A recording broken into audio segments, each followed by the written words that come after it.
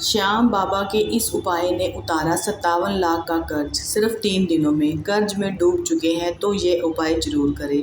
सबसे पहले हम सभी बोलेंगे श्याम बाबा की जय हो, खाटू नरेश बाबा की जय हो। तो आज हम इस वीडियो में ये जानेंगे कि 57 लाख का जो कर्ज था वो 3 दिनों में कैसे उतरा। तो ये एक सच्ची घटना है, सच्ची एक कहानी है जो मैं आज सुनाने जा रही हूँ। अगर आपके पास ये वीडियो आई है तो पूरी कहानी सुनिएगा या पूरा वीडियो देखिएगा, एंड तक देखिएगा, तभी आपको पता चलेगा हमारे जो श्याम बाबा हैं वो क्या कुछ नहीं कर सकते हैं। तो ये एक लड़के की कहानी है जिसका नाम है अभिषेक। वो रहने वाला है राजस्थान का। वो अपने माँ बाप का एक लौता लाडला लड़का है जो कि 12 पास कर चुका है और एक नॉर्मल फैमिली है। 12 पास करने के बाद उसका मन था कि वो बाहर जाके पढ़ाई करे, यानी कि शहर से बाहर जाके पढ़ाई करे। तो उसके माँ बाप नॉर्मल ही थे, ज़्यादा मतलब अपना घर का खर्च चल रहा था।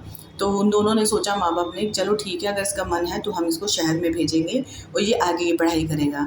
अभी यही बात चल रही थी कि अचानक से इनके पिताजी को एक ऐसी बीमारी, गंभीर बीमारी निकल आई जिसके चलते वो बहुत परेशान हो गए।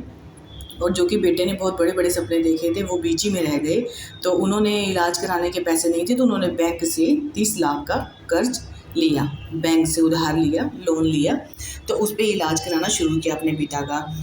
बीमारी ऐसी थी कि इलाज में पैसा बहुत लगता जा रहा था और बीमारी इतनी ठीक नहीं हो पा रही थी। इसी के चलते बीमारी बढ़ती गई और पैसा भी बहुत लगता गया, जिसके बाद वो, उनके जो पिता थे अभिषेक के, वो नहीं बच पाए। उनके पिताजी का देहांत हो गया। अब ये माँ बेटा दोनों अकेले रह गए। इनको समझ में नहीं आ रहा था, एक तो बैंक से कर्जा ले रखा था कि अब क्या करें। अब बेटे को इतना कोई हुनर नहीं था कि वो कोई बाहर जाके काम करे या अपनी माँ को अकेला छोड़ के जाए। उसको नहीं समझ में आया कि अब क्या करा जाए, क्योंकि घर चलना था, कैसे चलेगा।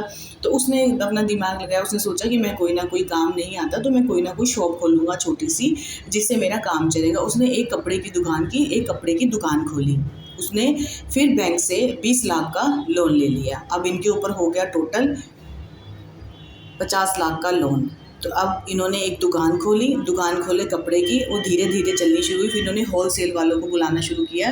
जो होलसेल वाले होते हैं उन्होंने इनसे कपड़े लेने उठाने शुरू किए। इनके कपड़ों की क्वालिटी बहुत अच्छी थी। धीरे धीरे इनकी दुकान काफ़ी बड़ी हो गई।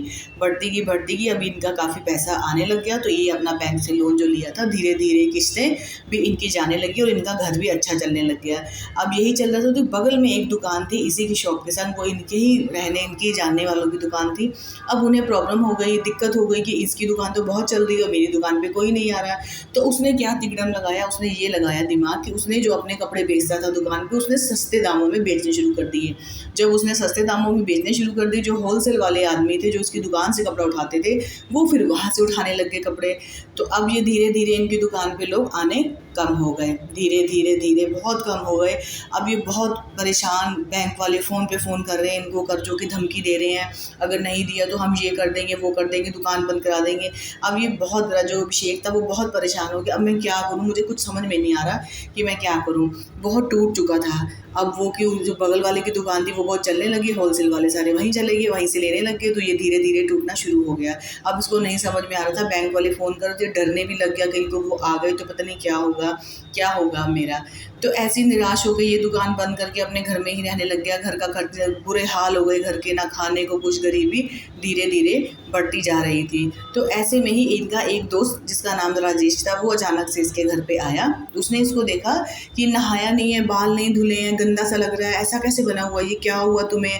कह रहा मैं बहुत परेशान हूँ, मैं बहुत डर रहा हूँ, ऐसे बैंक वाले मुझे फ़ोन कर रहे हैं, मेरे संग बहुत बुरा हुआ है। उसने अपनी पूरी घटना इसको बताई कि ऐसा हुआ है। तो उसने ये बोला कि तुमने अपने मंदिर में जो फ़ोटो लगाई है श्याम बाबा की, क्या तुमने कभी इन पे माथा टेका है, क्या कभी तुमने उनसे प्रार्थना की है। कह रहा नहीं, मैं उसमें समझ ही नहीं पाया, मैं इतना डूबता चला गया इन चीज़ों में, मुझे समझ नहीं आया मैं क्या करूँ।